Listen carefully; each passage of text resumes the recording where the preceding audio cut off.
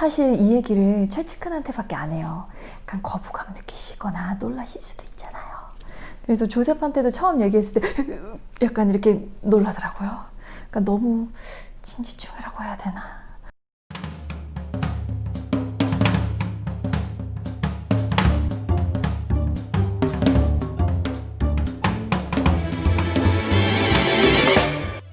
안녕하세요, 샤랄라박입니다. 오늘은 살짝 앵커박일 수도 있습니다. 얼마 전에 이 러시아 브랜드에서 구입한 샤랄란 드레스를 입고 갑자기 책 한 권을 소개해 드리려고 합니다. 원래 독서인 드레스죠.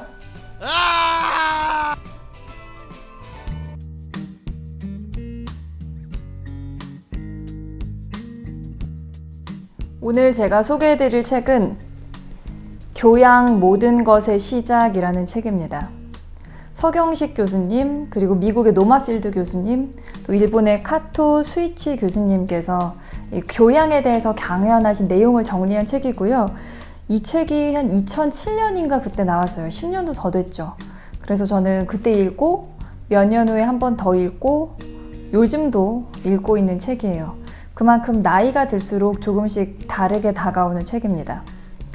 원래 제 취미가 어떤 책을 읽고 마음에 드는 구절이 있으면 그걸 제 노트에 적은 다음에 그 반대 논리로 저만의 정의를 내려서 쓰는 거였거든요. 그래서 20대 때부터 정말 많은 책을 읽고 혼자만의 논리, 혼자만의 정의를 내리면서 놀았는데 사실 이 얘기를 최측근한테밖에 안 해요. 약간 거부감 느끼시거나 놀라실 수도 있잖아요. 그래서 조셉한테도 처음 얘기했을 때 약간 이렇게 놀라더라고요. 그러니까 너무 진지충이라고 해야 되나? 아무튼 그래서 저의 진지충 논리박 인생을 뒷받침해준 여러 책 중에서 이 교양 모든 것의 시작이라는 책도 큰 역할을 한 아이입니다. 이 책의 첫 부분에는 노마필드 교수님께서 정리하신 교양이란 무엇인가 라는 내용이 나옵니다.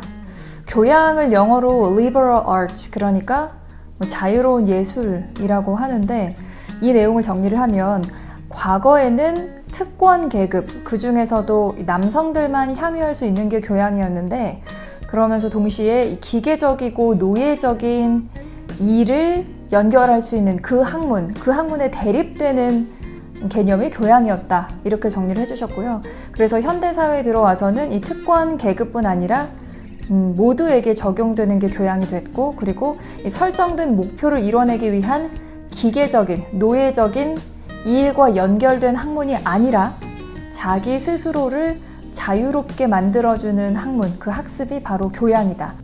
카토 슈이치 교수님은 이렇게 정리를 해주셨습니다. 인문 교양이 쇠퇴하게 되면 어떤 결과가 발생할까? 과학기술의 발달, 가령 성능 좋은 자동차가 만들어지면 운전은 점점 더 간단하고 손쉽게 바뀔 것이다. 그런데 휴일을 맞아 자동차를 몰고 여행을 떠난다고 할 때 그 목적지와 방향을 결정하는 요소는 무엇일까? 그것은 고성능 자동차를 만든 기술에서는 나오지 않는다. 그러니까 자동차를 타고 어디를 갈까 하는 건 테크놀로지의 얘기가 아니라 교양과 관련된 얘기라는 거죠. 카토 슈이치 교수님은 우리가 교양인으로서 갖춰야 할 화두 3가지를 꼽아주셨거든요. 그게 자유, 상상력, 차별 이건데 이런 내용이 있어요. 시와 문학 속에서 인간은 자유롭게 상상할 수 있고 자유롭게 이야기한다. 정신은 문학예술 작품 속에서는 자유로이 헤엄칠 수 있다. 당연히 언론과 창작 표현의 자유가 있을 것이다. 문학과 예술을 향유하거나 창조하는 행위는 개인의 자유를 전제로 한다. 물론 어디까지나 상상 세계 속에서의 자유다. 그리고 그 상상 속에서 자유는 사회 속의 자유로 이어져 간다. 사회 속 개인의 자유, 그것이 바로 인권이다. 저는 이 부분에 정말 공감을 했어요. 사회 속에서 개인이 누릴 수 있는 자유가 인권이다. 우리 모두가 이 사회 속에서 정말 자유로운 개인일 수 있는 기본적인 인권을 보장받기를 절실히 원하잖아요. 예를 들어서 아프가니스탄에서 다른 교육은 다 받지 못하고 세뇌당한 채로 코란 교육만을 받고 있는 여학생들을 생각했을 때는 물론 교육받을 권리를 누리고 있다 이렇게 얘기할 수는 있겠지만 제대로 교육받을 권리를 누리고 있다고는 결코 말할 수가 없죠. 이러한 면에서 아프가니스탄은 적어도 교양 있는 사회는 아닐 수 있겠다, 이런 생각이 들었습니다. 노마필드 교수님은 교양과 전쟁에 대해서도 정리를 해주셨는데요. 그 부분도 한번 읽어볼게요.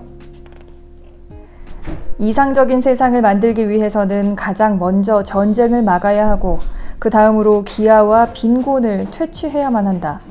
물론 그런 지상과제를 완수할 수 있다고는 어느 누구도 장담하지 못할 것이다. 하지만 그러한 이상에 대한 집념을 창출하는 것이 교양 본래의 역할이다. 이 책에는 교양과 테크놀로지에 대한 내용도 나옵니다. 사실 이 두 가지 개념이 대립되는 개념으로 여겨지기 때문이겠죠. 내용을 좀 찾아보면요. 테크놀로지는 필연적으로 전문화를 요청합니다. 만일의 교양이라는 개념을 과학적 지식의 전문화와 대립적으로 생각하면 승부는 불보듯 명약관화합니다. 교양의 패배밖에는 나올 게 없어요. 하지만 교양이라는 건 전문 영역 사회를 움직일 때, 요컨대 경계를 넘나들기를 할 때 자유롭고 유연한 정신의 운동을 가능하게 해줍니다. 경계를 넘나들기라는 게 어렵기도 하지만 사실은 가장 본능적인 거잖아요. 제가 좋아하는 또 책 중에 이어령 교수님의 디지로그라는 책이 있는데, 디지털과 아날로그의 결합 또는 그 사이의 경계를 넘나들기에 대한 내용입니다. 그 책을 읽으면서도 느낀 것이고 살아가면서도 제가 느끼는 건 정말 경계를 넘나들 수 있는 쿠션 같은 존재가 우리의 삶에 꼭 있어야 하지 않을까? 그래야 조금은 열린 사람, 타자의 의견에 귀를 기울일 수 있는 사람이 될 수 있지 않을까, 그런 생각을 해봤습니다.